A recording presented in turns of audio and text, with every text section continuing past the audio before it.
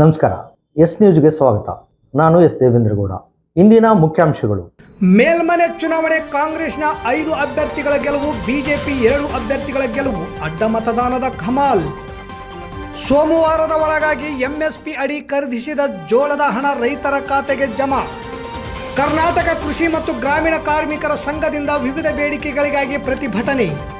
ಕೇವಸಳ್ಳಿ ಗ್ರಾಮದ ಯುವಕ ರಾಜ್ಯದ ಮಾದರಿ ಕಾನೂನು ಮಂತ್ರಿ. ವಿಶ್ವಸಂಸ್ಥೆ ಕರೆಯ ಮೇರೆಗೆ ಮಹಿಳೆಯರು ಮತ್ತು ಮಕ್ಕಳ ಮೇಲಿನ ಹಿಂಸೆ ನಿರ್ಮೂಲನೆಗೆ ಜೆಎಂಎಸ್ ಒತ್ತಾಯ.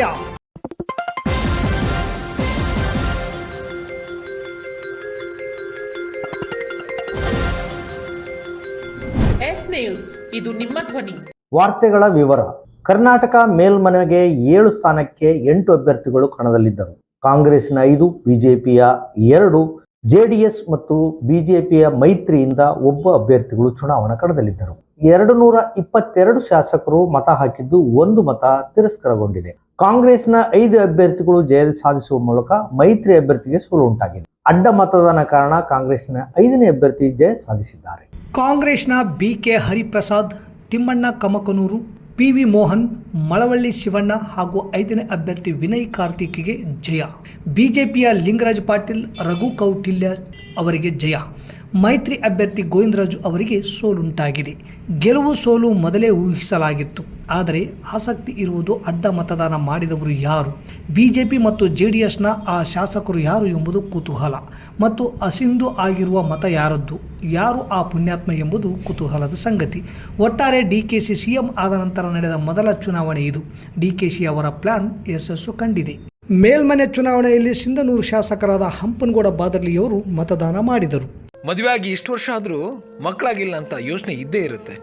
ಆಡ್ಕೊಳ್ಳೋರು ಎಷ್ಟು ಜನನೋ, ಹೇಳೋರು ಎಷ್ಟು ಜನನೋ, ಒಂದೇ ಒಂದು ಹುಲ್ಕಡ್ಡಿನೂ ಬೆಳೆದಿಲ್ವಲ್ಲ ಅಂತ ಹಂಗ್ಸೋರು ಎಷ್ಟು ಜನನೋ. ಅದರಲ್ಲೂ ಪ್ರತಿಯೊಬ್ಬರು ಕೇಳೋರೆ, ಎಷ್ಟು ಜನ ಮಕ್ಕಳು, ಎಷ್ಟು ವರ್ಷ ಮಕ್ಕಳಿಗೆ, ಮಕ್ಕಳು ಏನು ಮಾಡ್ಕೊಂಡಿದ್ದಾರೆ. ಅವಾಗಾಗೋ ನೋವಿದೆಯಲ್ಲ, ಅನುಭವಿಸಿದವ್ರಿಗೆ ಗೊತ್ತು.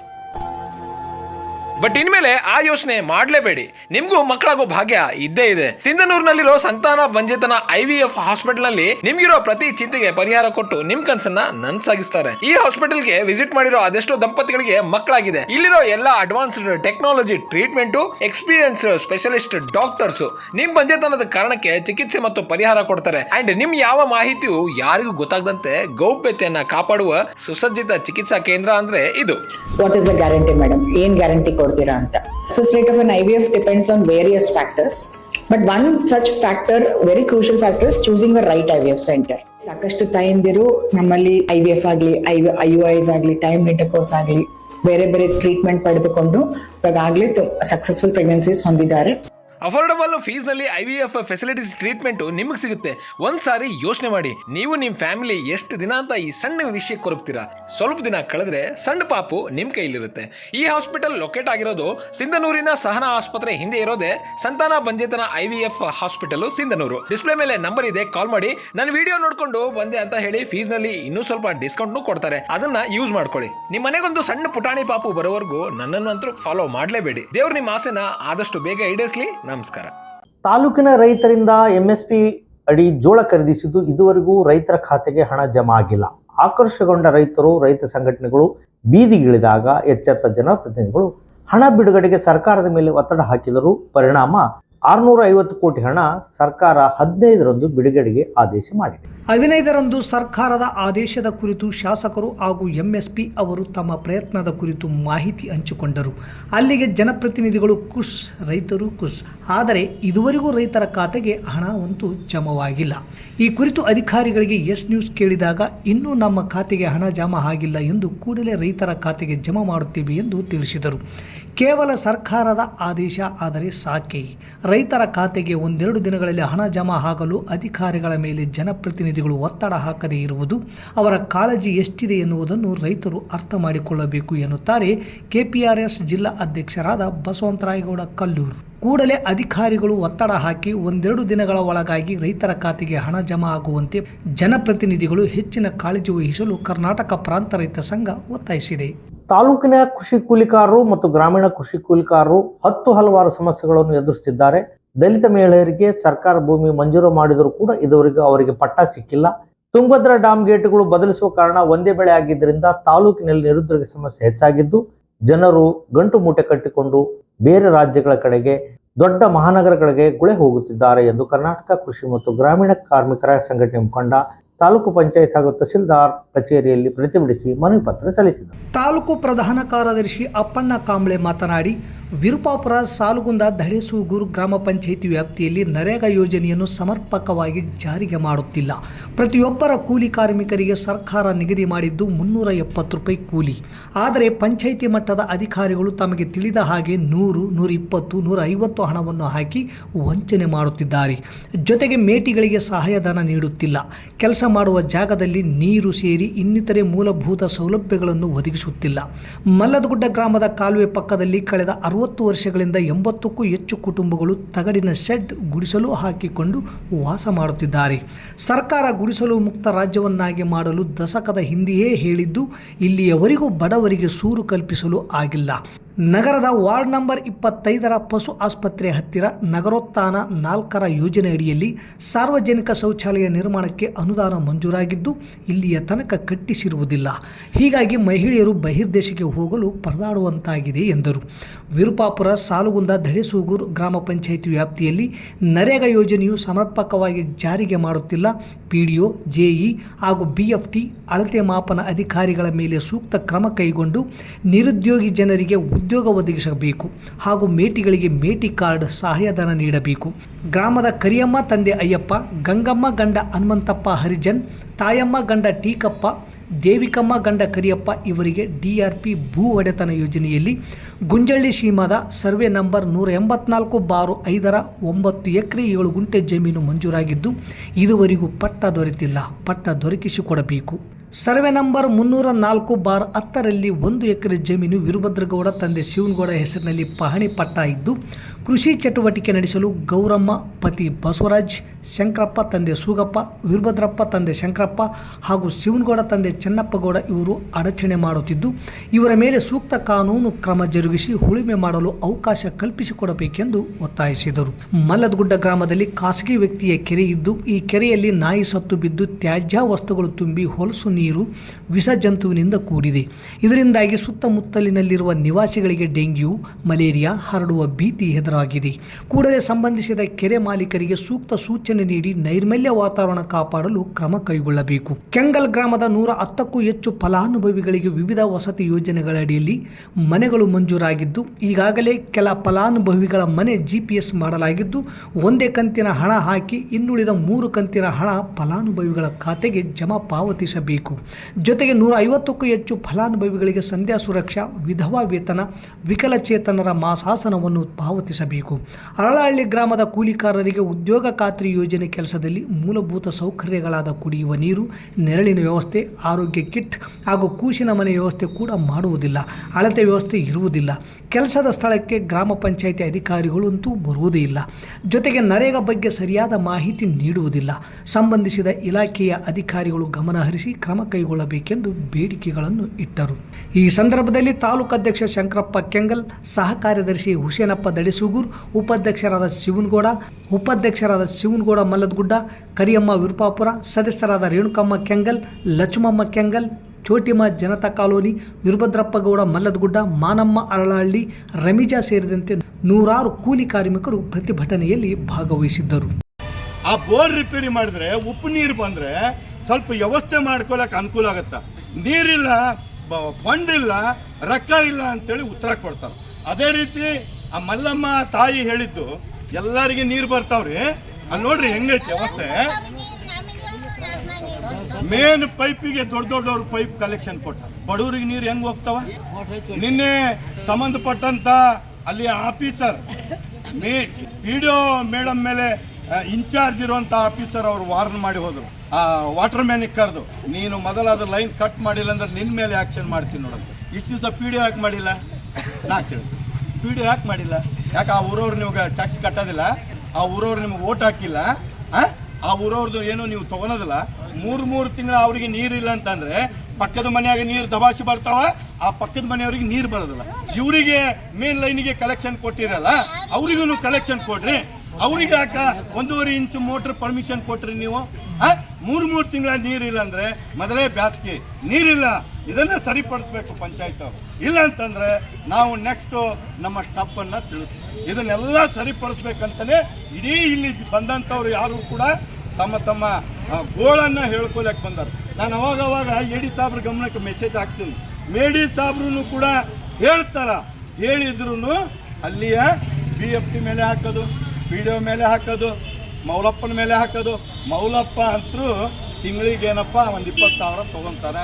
ಸರ್ಕಾರಿ ಕೆಲಸ ಅಂದರೆ ದೇವ್ರ ಕೆಲಸ ಮಾಡಲಿ. ಒಬ್ಬೊಬ್ರದ್ದು ದುಡ್ಡ್ರಿ, ದುಡ್ದವ್ರದ್ರಿ, ಬಡವ್ರ ದುಡ್ಡ್ರಿ, ದುಡ್ದಾರ್ರಿ. ಹೊಲ್ದಾಗ 7 ತಿಂಗಳಿಂದ ರೊಕ್ಕ ನಿಂದಿರ್ಸ್ಯಾರ.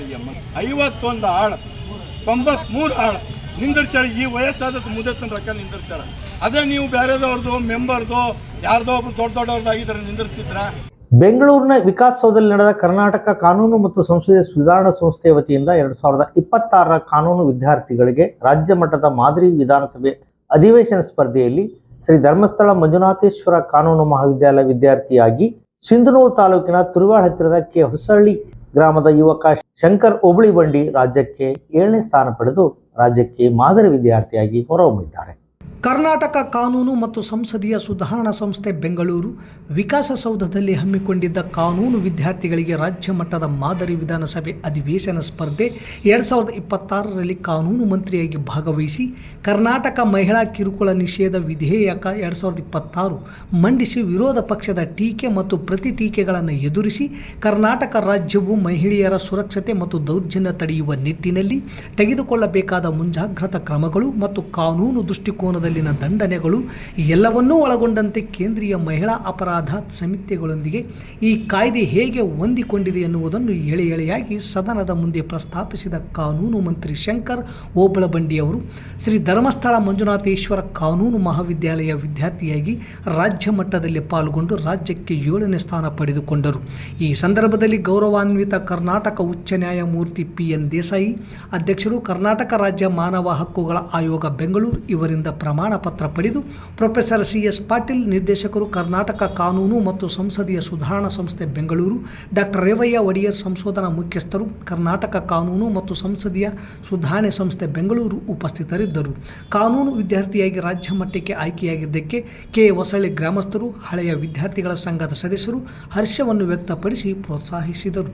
ವಿಶ್ವಸಂಸ್ಥೆಯು ಮಹಿಳೆಯರು ಮತ್ತು ಮಕ್ಕಳ ಮೇಲಿನ ಹಿಂಸೆ ನಿರ್ಮೂಲನೆಗೆ ಕರೆ ನೀಡಿದೆ. ತನ್ನ ಎಲ್ಲ ಸದಸ್ಯ ರಾಷ್ಟ್ರಗಳು ಈ ನಿಟ್ಟಿನಲ್ಲಿ ಕ್ರಮ ಕೈಗೊಳ್ಳಬೇಕೆಂದು ಸಂಸ್ಥೆಯು ಬಯಸುತ್ತದೆ. ಹಾಗಾಗಿ ಈ ಕರೆಯನ್ನು ಸಾಕಾರಗೊಳಿಸಲು ಜನತೆಯ ಗಮನ ಸೆಳೆಯುವ ನಿಟ್ಟಿನಲ್ಲಿ ಆಂದೋಲನ ರೂಪಿಸಬೇಕಾಗಿದೆ. ನಮ್ಮ ತಾಲೂಕಿನಲ್ಲಿ ಮಕ್ಕಳ ಮೇಲೆ ನಡೆದ ಲೈಂಗಿಕ ದೌರ್ಜನ್ಯ ಪ್ರಕರಣಗಳು ಗಂಭೀರವಾಗಿ ಪರಿಗಣಿಸಿ ಆರೋಪಿಗೆ ಶಿಕ್ಷೆ ಆಗುವಂತೆ ನೋಡಿಕೊಳ್ಳಲು JMS ಸಂಘಟನೆ ಒತ್ತಾಯಿಸಿದೆ. ಮಹಿಳೆಯರು ಮತ್ತು ಮಕ್ಕಳ ಮೇಲೆ ವಿಕಾರ ಸ್ವರೂಪದೊಂದಿಗೆ ನಡೆಯುತ್ತಿರುವ ಅತ್ಯಾಚಾರ, ಕೊಲೆ, ಲೈಂಗಿಕ ಕಿರುಕುಳ, ವರದಕ್ಷಿಣೆ, ಕೌಟುಂಬಿಕ ದೌರ್ಜನ್ಯ, ಬಾಲ್ಯ ವಿವಾಹ, ಕೆಲಸದ ಸ್ಥಳಗಳಲ್ಲಿ ನಡೆಯುವ ಕಿರುಕುಳ, ಹೆಣ್ಣು ಭ್ರೂಣ ಹತ್ಯೆ, ಕೂಲಿ ತಾರತಮ್ಯ, ಲಿಂಗ ತಾರತಮ್ಯ, ಜಾತಿ, ಧರ್ಮ, ಜನಾಂಗೀಯ ಹೆಸರಿನಲ್ಲಿ ದಬ್ಬಾಳಿಕೆಗಳು, ಶಿಕ್ಷಣ ಮತ್ತು ಉದ್ಯೋಗ ನಿರಾಕರಣೆ ಮುಂತಾದ ಸಾಮಾಜಿಕ ಹಾಗೂ ಸಾಂಸ್ಕೃತಿಕ ದಬ್ಬಾಳಿಕೆಗಳನ್ನು ಪ್ರತಿರೋಧಿಸುತ್ತಾ ಹಲವು ಕಾರ್ಯಕ್ರಮಗಳನ್ನು ಅಖಿಲ ಭಾರತ ಜನವಾದಿ ಮಹಿಳಾ ಸಂಘಟನೆಯು ರಾಜ್ಯವ್ಯಾಪಿಯಾಗಿ ನಡೆಸುತ್ತಾ ಬಂದಿದೆ. ಹಿಂಸೆ ನಿರ್ಮೂಲನೆಗಾಗಿ ಇಡೀ ಸಮಾಜ ಎಚ್ಚೆತ್ತುಕೊಳ್ಳಬೇಕಿದೆ. ಇಂದು ದೇಶದ ಮಹಿಳೆಯರು ಸುರಕ್ಷತೆಯ ಬದಲು ಅಸುರಕ್ಷತೆಯಿಂದ ಬದುಕು ನಡೆಸುವಂತಾಗಿದೆ. ಭಾರತದಲ್ಲಿ ತಲತಲಾಂತರಗಳಿಂದ ಹೆಣ್ಣನ್ನು ಭೋಗದ ವಸ್ತುವಾಗಿಯೇ ಕಾಣಲಾಗುತ್ತಿದೆ. ಹೆಣ್ಣು ದೈಹಿಕ ಲೈಂಗಿಕ ಹಿಂಸೆಗೆ ತುತ್ತಾಗುತ್ತಿದ್ದಾಳೆ. NCRB ವರದಿಯ ಪ್ರಕಾರ 2025 ಜನವರಿಯಿಂದ ಸೆಪ್ಟೆಂಬರ್ ಅಂತ್ಯಕ್ಕೆ 700 ಮಹಿಳೆಯರು ಅತ್ಯಾಚಾರಕ್ಕೆ ಒಳಗಾಗಿದ್ದಾರೆ. 2028 ಹೆಣ್ಣು ಮಕ್ಕಳು ನಾಪತ್ತೆಯಾಗಿದ್ದಾರೆ. NCRB ಹಾಗೂ ಕರ್ನಾಟಕ ಪೊಲೀಸ್ ಇಲಾಖೆಯ ಮಾಸಿಕ ಅಪರಾಧ ಸಮೀಕ್ಷೆ ಕರ್ನಾಟಕ ಮೌಲ್ಯ ಮಾಪನಾಧಿಕಾರಿ 2025 ಜುಲೈನಲ್ಲಿ ಸಲ್ಲಿಸಿರುವ ವರದಿಯಲ್ಲಿ ಆರೋಗ್ಯ ಮತ್ತು ಕುಟುಂಬ ಕಲ್ಯಾಣ ಸಚಿವಾಲಯ ನಡೆಸಿದ ಸಂಶೋಧನೆಯಲ್ಲಿ ಗುರುತಿಸಿರುವಂತೆ ಭಾರತದ ಪ್ರಗತಿಶೀಲ ರಾಜ್ಯಗಳಲ್ಲಿ ಒಂದಾದ ಕರ್ನಾಟಕವು ಕೌಟುಂಬಿಕ ದೌರ್ಜನ್ಯಕ್ಕೆ ಮಹಿಳೆಯರಿಗೆ ಅತ್ಯಂತ ಅಸುರಕ್ಷಿತ ಸ್ಥಳವಾಗಿದೆ ಎಂದು ಹೇಳಿದೆ. ಇತ್ತೀಚೆಗೆ ನಮ್ಮ ತಾಲೂಕಿನಲ್ಲಿ ಬಾಲಕಿಯರ ಮೇಲೆ ಲೈಂಗಿಕ ದೌರ್ಜನ್ಯ ಹೆಚ್ಚಾಗುತ್ತಿದ್ದು, ಇದನ್ನು ತಡೆಯಲು ಮೇಲಿನ ಎಲ್ಲ ಅಂಶಗಳನ್ನು ಪರಿಗಣಿಸಿ ತಡೆಗೆ ಪ್ರಯತ್ನಿಸಬೇಕಾಗಿದೆ ಹಾಗೂ ಇಂತಹ ಪ್ರಕರಣದಲ್ಲಿ ಭಾಗಿಯಾದ ಆರೋಪಿಗೆ ಕಠಿಣ ಶಿಕ್ಷೆಯಾಗುವ ಹಾಗೆ ನೋಡಿಕೊಳ್ಳುವುದು ಪೊಲೀಸ್ ಇಲಾಖೆ ಮತ್ತು ಪಾಲಕರ ಕರ್ತವ್ಯ. ಇಂತಹ ಪ್ರಕರಣಗಳ ತಡೆಗೆ ಜಾಗೃತಿ ಮೂಡಿಸುವುದು ಅಗತ್ಯ. ಕಾರಣ ನಮ್ಮ ತಾಲೂಕಿನಲ್ಲಿ ಮಕ್ಕಳ ಮೇಲೆ ನಡೆದ ಲೈಂಗಿಕ ದೌರ್ಜನ್ಯ ಪ್ರಕರಣವನ್ನು ಗಂಭೀರವಾಗಿ ಪರಿಗಣಿಸಿ ಆರೋಪಿಗೆ ಶಿಕ್ಷೆ ಆಗುವಂತೆ ನೋಡಿಕೊಳ್ಳಲು JMS ಜಿಲ್ಲಾ ಅಧ್ಯಕ್ಷರಾದ ಶಕುಂತಲಾ ಪಾಟೀಲ್, ತಾಲೂಕಾ ಅಧ್ಯಕ್ಷರಾದ ಗಿರಿಜಾ ಕಿಲ್ಲೇದ್ ಹಾಗೂ ಕಾರ್ಯದರ್ಶಿ ಸಿದ್ದೇಶ್ವರಿ ಜಂಟಿ ಹೇಳಿಕೆ ನೀಡಿದ್ದಾರೆ. ಇಲ್ಲಿಗೆ ವಾರ್ತಾ ಪ್ರಸಾರ ಮುಕ್ತಾಯವಾಯಿತು. ನಿರಂತರ ಸುದ್ದಿಗಾಗಿ ವೀಕ್ಷಿಸಿ ಎಸ್ ನ್ಯೂಸ್. ಇದು ನಿಮ್ಮ ಧ್ವನಿ. ನಮಸ್ಕಾರ. ಪ್ರಿಯ ಪಾಲಕರೇ, ನಿಮ್ಮ ಮಕ್ಕಳ ಉಜ್ವಲ ಭವಿಷ್ಯಕ್ಕಾಗಿ ಕೇಂದ್ರ ಮತ್ತು ರಾಜ್ಯ ಸರ್ಕಾರದಿಂದ ಮಾನ್ಯತೆ ಪಡೆದಿರುವ ಸನ್ರೈಸ್ ಗ್ರೂಪ್ ಆಫ್ ಇನ್ಸ್ಟಿಟ್ಯೂಷನ್ ಹಾಗೂ D pharmacy, nursing, paramedical college Sindhanur ಸಂಸ್ಥೆಗೆ ಇಂದೇ ಭೇಟಿ ನೀಡಿ ಆರೋಗ್ಯ ಕ್ಷೇತ್ರದಲ್ಲಿ ನಿಮ್ಮ ಭವಿಷ್ಯವನ್ನು ನಿರ್ಮಿಸಿಕೊಳ್ಳಿ. ಕಾಲೇಜಿನಲ್ಲಿರುವ ಕೋರ್ಸ್ಗಳು: ಡಿ ಫಾರ್ಮಸಿ ಅವಧಿ 2 ವರ್ಷ, ವಿದ್ಯಾರ್ಹತೆ PUC ಸೈನ್ಸ್ ಪಾಸ್ ಅಥವಾ NIOS ಪಾಸ್. ನರ್ಸಿಂಗ್ GNM ಅವಧಿ 3 ವರ್ಷ, ವಿದ್ಯಾರ್ಹತೆ PUC ಕಲಾ ವಿಜ್ಞಾನ ಮತ್ತು ವಾಣಿಜ್ಯ. Paramedical college DMLT, DHI, DOT and AT ಅವಧಿ 3 ವರ್ಷ, ವಿದ್ಯಾರ್ಹತೆ SSLC ಹಾಗೂ ದ್ವಿತೀಯ PUC ವಿಜ್ಞಾನ ಪಾಸ್. ಈ ಸಂಸ್ಥೆಯ ವಿಶೇಷತೆಗಳು: ಅನುಭವಿ ಹಾಗೂ ನುರಿತ ಉಪನ್ಯಾಸಕರಿಂದ ಬೋಧನೆ, ವಿದ್ಯಾರ್ಥಿಗಳಿಗೆ ಪ್ರಾಯೋಗಿಕ ಹಾಗೂ ವೈದ್ಯಕೀಯ ಕಲಿಕಾ ಅನುಭವವನ್ನು ಹೆಚ್ಚಿಸುವ ಉದ್ದೇಶದಿಂದ ಸಿಂಧನೂರು ಪಟ್ಟಣದ ವಿವಿಧ ಆಸ್ಪತ್ರೆಗಳಲ್ಲಿ ವೈದ್ಯರು ಮತ್ತು ಹಿರಿಯ ನರ್ಸ್ಗಳ ಮಾರ್ಗದರ್ಶನದಲ್ಲಿ ಪ್ರಾಯೋಗಿಕ ಕಲಿಕೆ. ಪ್ರತಿ ಶನಿವಾರ ತಜ್ಞ ವೈದ್ಯರಿಂದ ವಿಶೇಷ ಉಪನ್ಯಾಸ. ವಿದ್ಯಾರ್ಥಿಗಳಿಗೆ ಕಲಿಕಾ ಅನುಭವಕ್ಕಾಗಿ ಸಿಂಧನೂರು ಹಾಗೂ ವಿವಿಧ ನಗರದ ವೈದ್ಯರ ವತಿಯಿಂದ ಉಚಿತವಾಗಿ ನಡೆಯುವ ಸುಮಾರು ಆರೋಗ್ಯ ತಪಾಸಣಾ ಶಿಬಿರ ಹಾಗೂ ಸ್ವಯಂ ಪ್ರೇರಿತ ರಕ್ತದಾನ ಶಿಬಿರದಲ್ಲಿ ವಿದ್ಯಾರ್ಥಿಗಳು ಭಾಗವಹಿಸಿ ವಿಶೇಷ ಕಲಿಕಾ ಅನುಭವವನ್ನು ಪಡೆದಿರುತ್ತಾರೆ. ಸಮಾಜದಲ್ಲಿ ಆರೋಗ್ಯದ ಅರಿವು ಮೂಡಿಸುವ ಉದ್ದೇಶದಿಂದ ವಿದ್ಯಾರ್ಥಿಗಳ ಸಹಭಾಗಿತ್ವದಲ್ಲಿ ವಿವಿಧ ಆರೋಗ್ಯ ಜಾಗೃತಿ, ಆರೋಗ್ಯ ಜಾಥಾ ಕಾರ್ಯಕ್ರಮಗಳು ಹಾಗೂ ಆರೋಗ್ಯ ಶಿಕ್ಷಣ ಚಟುವಟಿಕೆಗಳನ್ನು ಹಮ್ಮಿಕೊಳ್ಳಲಾಗುತ್ತದೆ. ಪರಿಸರ ಸ್ವಚ್ಛತೆ ಮತ್ತು ಆರೋಗ್ಯಕರ ಜೀವನ ಶೈಲಿಯ ಕುರಿತು ಜನರಲ್ಲಿ ಅರಿವು ಮೂಡಿಸಲಾಗುತ್ತದೆ. ಸುಸಜ್ಜಿತ ಕಟ್ಟಡಗಳು, ಸ್ಮಾರ್ಟ್ ಕ್ಲಾಸಸ್, ಆಧುನಿಕ ಲ್ಯಾಬ್ ಸೌಲಭ್ಯಗಳು ಹಾಗೂ ಪ್ರಾಯೋಗಿಕ ತರಬೇತಿ ವ್ಯವಸ್ಥೆ. ವಿದ್ಯಾರ್ಥಿಗಳ ಸುರಕ್ಷತೆಗಾಗಿ CC ಕ್ಯಾಮೆರಾ ಅಳವಡಿಸಲಾಗಿದೆ. ವಿದ್ಯಾರ್ಥಿಗಳಿಗೆ ವಿವಿಧ ಖಾಸಗಿ ಆಸ್ಪತ್ರೆಗಳು ಹಾಗೂ ವಿವಿಧ ಫಾರ್ಮಾ ಕಂಪನಿಗಳ ಸಹಯೋಗದಲ್ಲಿ ಕ್ಯಾಂಪಸ್ ಸಂದರ್ಶನದ ಮೂಲಕ ನೇರ ಉದ್ಯೋಗದ ಅವಕಾಶವನ್ನು ಕಲ್ಪಿಸಲಾಗುತ್ತದೆ. ಪ್ರವೇಶಕ್ಕಾಗಿ ಹಿಂದೆ ಸಂಪರ್ಕಿಸಿ. ಇರ್ಫಾನ್ K, ಅಧ್ಯಕ್ಷರು, sunrise D pharmacy, nursing, paramedical college, Vasavi ಕಲ್ಯಾಣ ಮಂಟಪದ ಮುಂಭಾಗ, PWD ಕ್ಯಾಂಪ್, ರಾಯಚೂರು ರಸ್ತೆ, ಸಿಂಧನೂರು. Mobile number 8197143588, 8904242655, 903673135.